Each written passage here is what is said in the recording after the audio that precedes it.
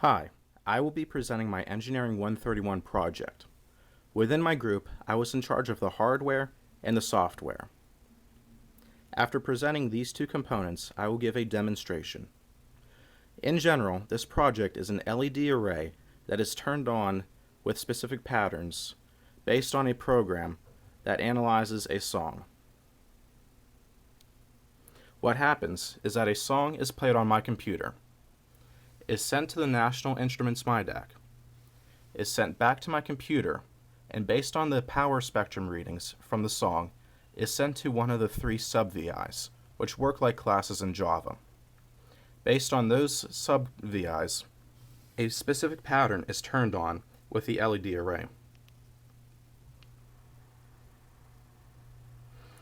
The hardware consists of a USB cable that runs from my computer to the National Instruments MIDAC. This transfers the data back and forth. There is also an auxiliary jack that goes from my computer to the MIDAC, which transfers the song information. The red wire is a 5-volt source that is connected in parallel to 8 100 ohm resistors. Those 100 ohm resistors are connected to their respective 20 milliamp blue LEDs. The LEDs are then connected to the collector of the transistors. The base of the transistors are connected to the green wires, which goes to one of the digital I/O ports.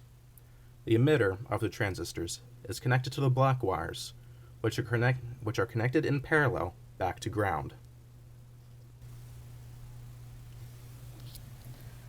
This is the main program written in LabVIEW. It consists of the DAC Assistant, which is the initialization of the MIDAC on my computer. It has the spectrum, which is the power spectrum graph, which analyzes the voltage of the song. There are then 3 sub-VIs, which again are like classes in Java. This sub-VI is in the other 3 sub-VIs. Numeric 2 is a loop control variable that is passed in from the for loops of the 3 sub-VIs. Numeric and numeric 4 are the loop control variable modifiers that control where the LEDs start.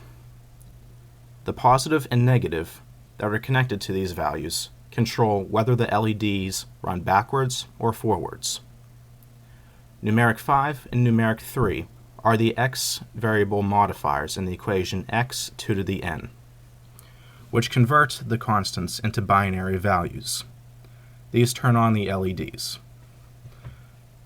The loop control variable goes from 0 to 7, which controls the digital I/O ports.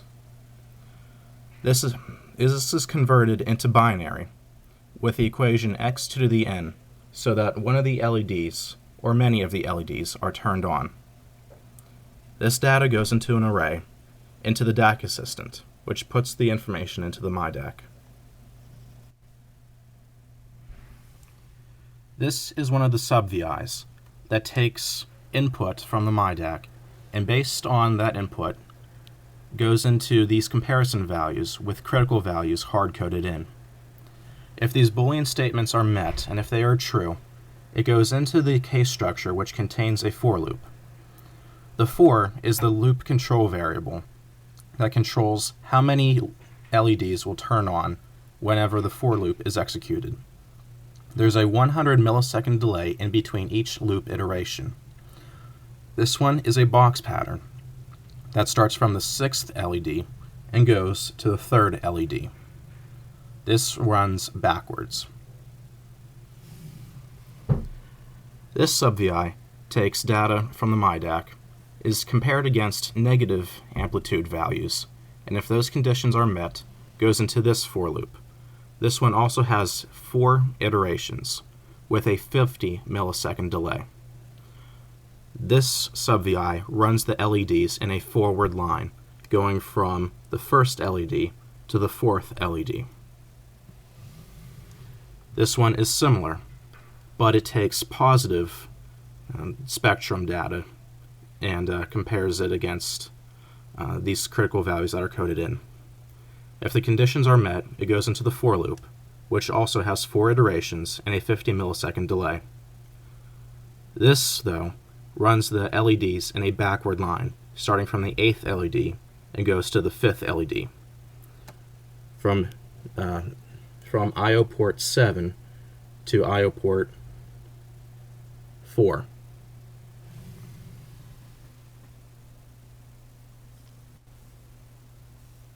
Now I will give a demonstration.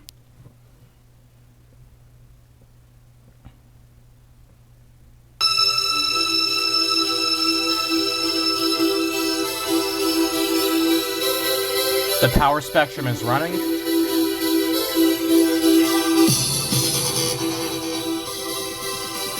That's the box pattern. Backward line. Forward line.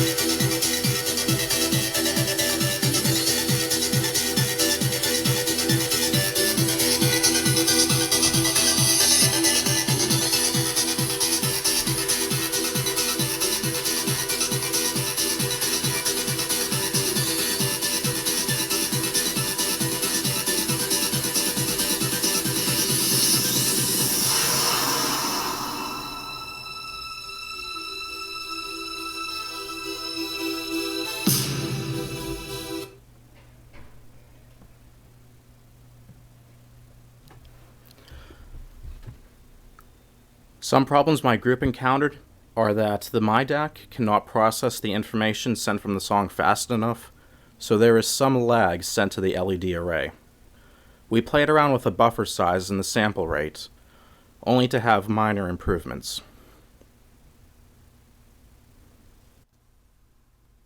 Also, we tried to implement a randomized program that randomizes which LED turns on. We could not implement this in the program because some of the lines were reserved. We do not understand exactly what this error message means, but we could not include it in the program. This project is still a proof of concept because as the song gets more energetic, the LEDs turn on more frequently. Thank you for watching, and I hope you enjoyed my video.